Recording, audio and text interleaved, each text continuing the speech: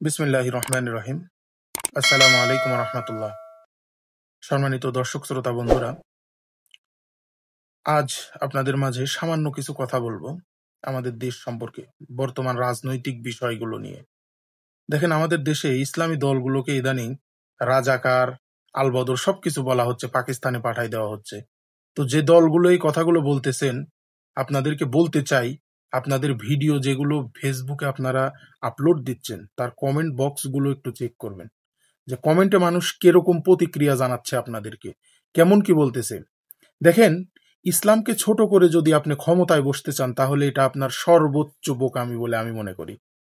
আপনি সর্বোচ্চ বোকামি করতেছেন যদি ইসলামকে ছোট করে, ইসলামী দলকে, কোরআনকে যদি আপনি ছোট করে আপনি মনে করেন যে আপনি রাজনৈতিক বড় দল হয়ে গেছেন, ক্ষমতায় বসবেন। আল্লাহি, আল্লাহর কসম, কোনো দিনও আপনাকে আল্লাহ ক্ষমতায় টিকাবে না। আওয়ামী লীগ দেখেন নাই, আলেম ওলামাদেরকে বেইজ্জতি করছে, আলেম ওলামাদেরকে মিথ্যা মামলা দিছে, ফাঁসি কাস্টে ঝুলাইছে। সে আওয়ামী লীগ আজকে কোথায়? তার জায়গা কিন্তু বাংলাদেশে হয় নাই। কত বড় দুর্নীতিবাজ হলে, কত বড় দুর্নীতিবাজ হলে একটা মসজিদের, জাতীয় মসজিদের ইমাম সহ পালায় যায়?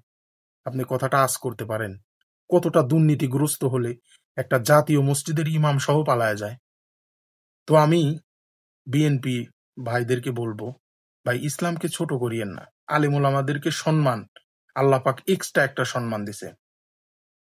আল্লাহ পাক কোরআনের সূরা আহজাবের ভিতরে সম্ভবত বলছে যে পৃথিবীতে কেবলমাত্র আলেমরাই আল্লাহকে ভয় করার মতো ভয় করে।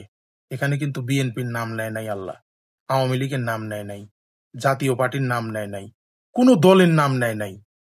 আল্লাহ কিন্তু বলছে যে কেবলমাত্র ভয় করার মতো ভয় আমাকে আলেম ওলামারাই করে।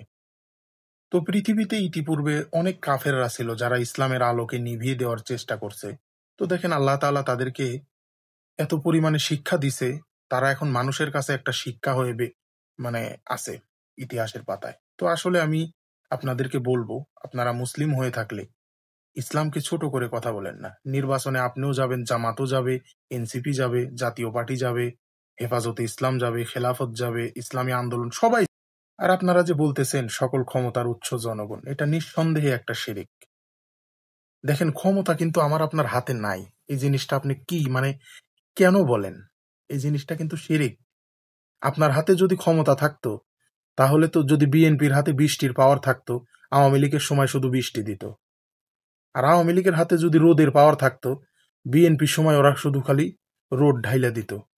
তো এইগুলা পাওয়ার তো আপনার কাছে নাই, তো কেন এই পাওয়ারের কথা বলেন যে সকল ক্ষমতার উৎস জনগণ? সকল ক্ষমতার উৎস কেবলমাত্র আল্লাহ রাব্বুল আলামিন, যিনি আমাকে আপনাকে সৃষ্টি করেছেন, আমার আপনার মনের নিয়ন্ত্রণ করেন,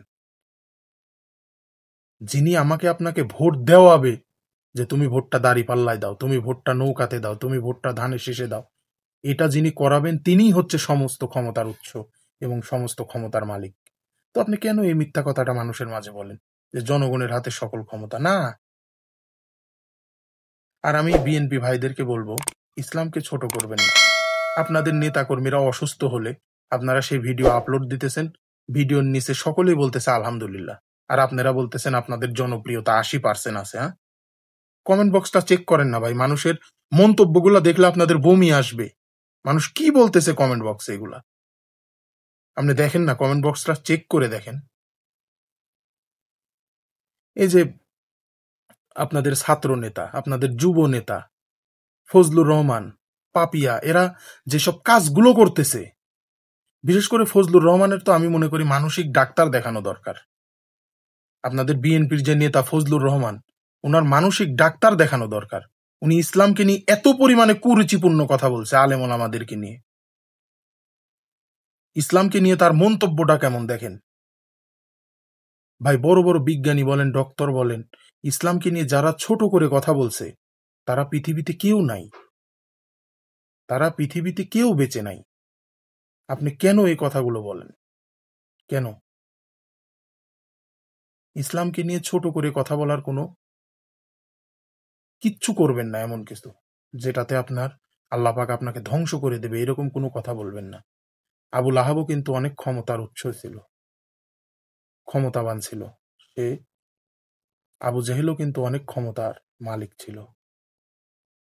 তারা এত পরিমাণে পাপ করছিল, আল্লাহ তাআলা তাদেরকে কিন্তু ধ্বংস করে দিছে। ওদের কাছ থেকে শিক্ষা নিন প্রিয় ভাইরা। ইসলামী দলকে কোণঠাসা করিয়েন না। ইসলামী দলকে রাজাকার বলার কিছু নাই। ইসলাম ইসলামের আইন অনুযায়ী চলবে। ইসলামী দলগুলো ইসলামী আইন অনুযায়ী তারা শাসন করবে। তারা ক্ষমতায় যেতে পারলে আপনারা দেখতে পাবেন যে দেশে কি পরিবর্তন আসে। আপনারা তো গেলে সর্বপ্রথম কায়েম করবেন কি? চাঁদা ৫০ ছিল, এখন ১০০ করো। আপনারা এটা করবেন 100%। ভাই, জামাত শিবির কোনো একটা বাজার দখল করে নাই।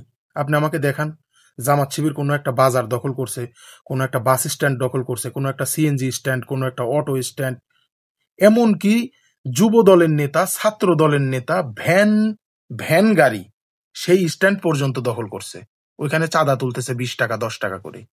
আপনি জামাত শিবিরের একটা ছেলেকে দেখান, ইসলামী আন্দোলনের একটা ছেলেকে দেখান, চরমনায়ের একটা নেতাকে দেখান, এরকম দেখাইতে পারবেন না।